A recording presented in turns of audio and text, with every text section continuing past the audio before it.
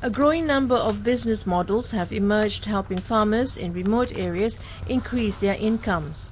The Lingzi mushroom growing model is one of them, which has proven very effective for locals in the Central Highland province of Dak Nong's Dak Song district. Lee Guan Trian pioneered the growth of Lingzi mushroom in Dak Song district, Dak Nong province. Starting last year and with an area of 120 square meters, Trian is now growing 5,000 Lingzi mushroom embryos. His mushroom farm is equipped with an automated sprinkler system and shielded from heat and light. Li Guangtrian, Nam Bin Commune, Dak Song District, Dak Non Province, said he started months ago by building this house. He has known about Lingzi mushrooms and they can yield very good revenues. He bought this variety of mushroom from Dalat City for better results. Growing Lingzi mushroom is not difficult, but farmers must follow strict technical processes and make use of agricultural residues such as sawdust and rice bran. Currently, 1 kilo of Lingzi can be sold for $37 and is used as part of Oriental medicines. Li Guantrian, Nam Bin Commune, Dak Song District, Dak Non Province, said the properties of this Lingzi mushroom, as most people know, can help to increase the immune system, prevent cancer and deal with high blood pressure. Trian can harvest 20 kilos of mushrooms a day, giving him a monthly income of around $555. Li Huangvin, Head Agricultural and Rural Development Department, Dak Song District, Dak Non Province, said the farmers have learned and introduced several business farming models, including Lingzi mushroom. This is a great model as the local weather is quite favorable. Agricultural residues are being used for farming and many jobs can be created. Innovating and shifting plant types has brought great financial benefits to farmers. However, in order to expand the model and ensure sustainable production, local authorities need to offer more support policies and better facilitate the introduction and sharing of technology.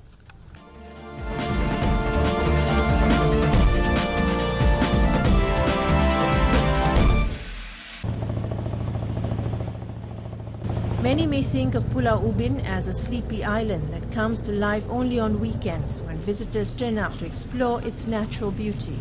But they may not know that the island's residents are connected to wide-ranging social networks with ties to mainland Singapore and even Malaysia. This was among the findings uncovered by researchers hired by the National Heritage Board to document Pulau Ubin's social history. Pulau Ubin is just a short boat ride from mainland Singapore, but it could not be more different with its rustic charm and laid-back vibes. The island officially has 38 residents, and efforts to document its living heritage have uncovered quite a few gems. Recent research centres around Pulau Ubin have shown that there is still a demand for an alternative way of life, and that in itself has brought changes to the island's economy. That have surprised us is how thriving Ubin is, and it's not at all a declining society. People even come here to work. There are people, running grocery stores, caretaker of the Tua Pek Kong Temple, your bus driver down here are all living in Singapore but coming here. So there is a thriving economy, and some of them did work in Singapore before, but they have chosen to come back here and work. So it's not that there are no economic opportunities, there are economic opportunities. Among the stories Dr. Wee's team have uncovered, drink seller Wang Ya San, who was born on Pulau Ubin. A daughter who shuttles between her home in Tampines and Pulau Ubin also runs a mobile drinks stall on weekends. Life here is more tranquil. Her mother has grown up here and is used to the environment. She loves it and that's why she stays here. Then there's also 63-year-old Kwek Kim Kiang, who lived on the island for over 20 years. He makes a living by catching crabs from the island's mangrove swamps using a traditional hooking technique. Mr. Kwek even has a 9-year-old disciple who comes regularly from the mainland to learn the art of crab catching.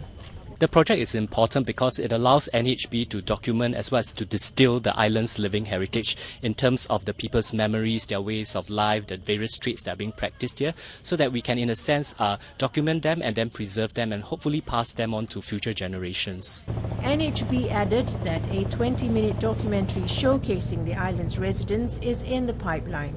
Dr. Wee's team expects to complete all research work by December or January. NHB said the findings will be shared with government agencies and the Friends of Ubin network to come up with the more sensitive strategies and initiatives to sustain the island's rustic charm.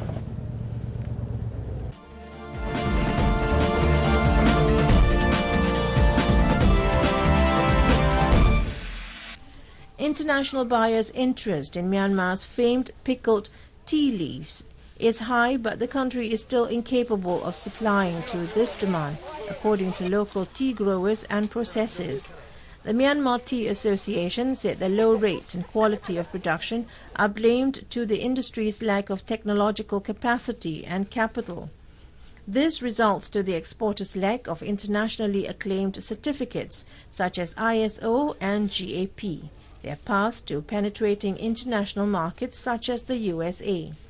Vice Chairman of Myanmar Tea Association, Kwa Thi Ha, said now the current situation of tea leaves market is stable, but there are many challenges for exporting, especially certificate problems and technology concerns.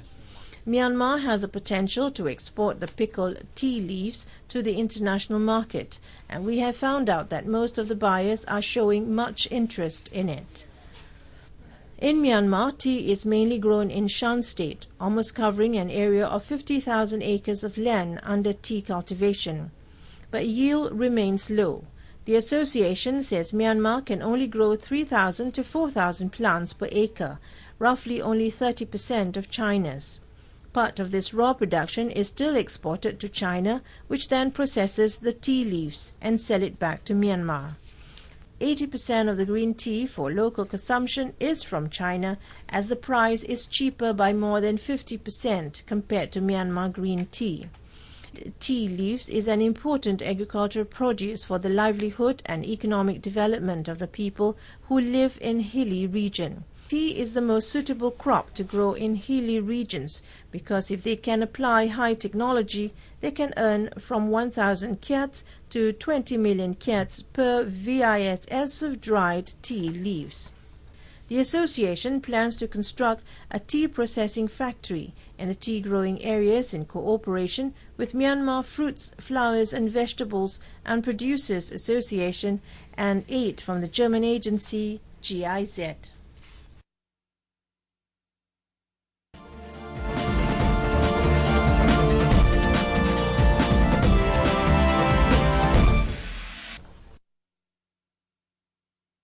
The One Village, One Product project, which is synonymous with Small and Medium Enterprise (SME), is an effort of the Ministry of Home Affairs in encouraging sub-district and village communities in this country to be more creative, innovative, competitive, and have a strong spirit and desire to make progress. One Village Consultative Council has been running several enterprises, including manufacturing woven handicrafts and food products. Since it started in 2012, One Village, One Product project has received an overwhelming response from the villages in this country. Projects under this program also inspire villages to create more prominent products.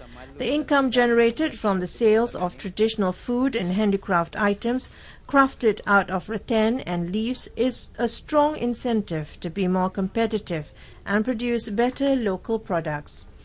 Local entrepreneurs are working hard to fall in line with the government's aspiration of generating economic growth which can simultaneously uplift the image of Brunei's village councils.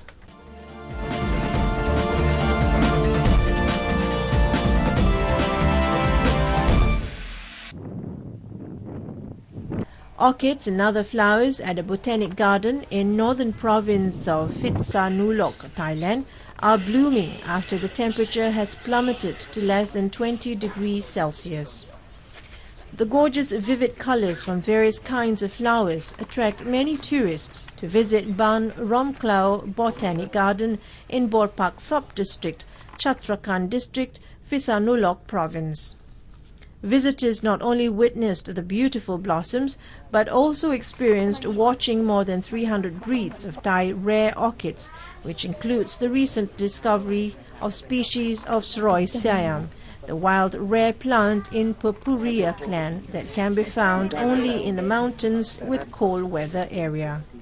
Mr. Jaron Marknoy, the head of Ban Romklao Botanic Garden, said besides the garden's pure fresh cold air and serene nature, tourists will be pleased and relaxed during a visit to this botanic garden during this time.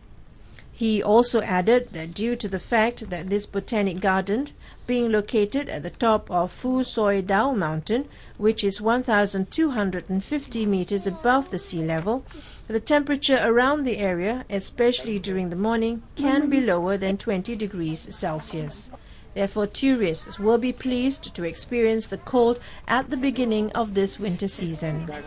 Meanwhile, Ban Romklao Botanic Garden, which is under the Royal Project, has launched a visiting festival named as Hom Mok Kot Hao Du Dao Bop Phu, to hug cold mist, to watch glitter star on mountain, from November 1st, 2015 to January 31st, 2016.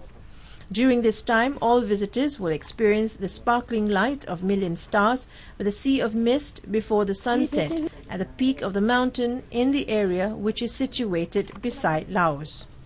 Apart from seeing fantastic landscape, this tourism promotion will provide many kinds of activities, such as sitting in e-taik, local Thai vehicle to wander the nature, study the past history of Ban Romklao War at old bunkers, and experience the lifestyle of Hmong, local hill tribe.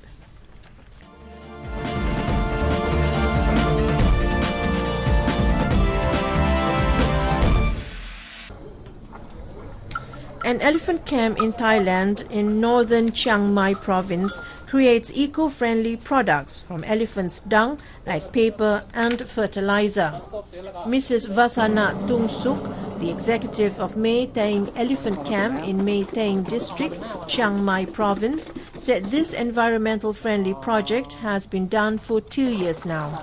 And it was not only eliminating the enormous amount of elephants' waste, but also perfectly solved the smell problem around the area. With the 78 elephants to take care of, this elephant camp produces around 1 ton of dung each day. These elephants' dung will be allocated into 3 groups. The first group will be transformed into picture frames to sell to tourists at 200 baht, with the photo of each tourist with the elephants. The second process to paper, and the last group will be the main material to make a dried fertilizer selling at 50 baht per 25 kilograms. Each product receives a good response from clients and is very highly in demand at present, said Mrs. Vasana.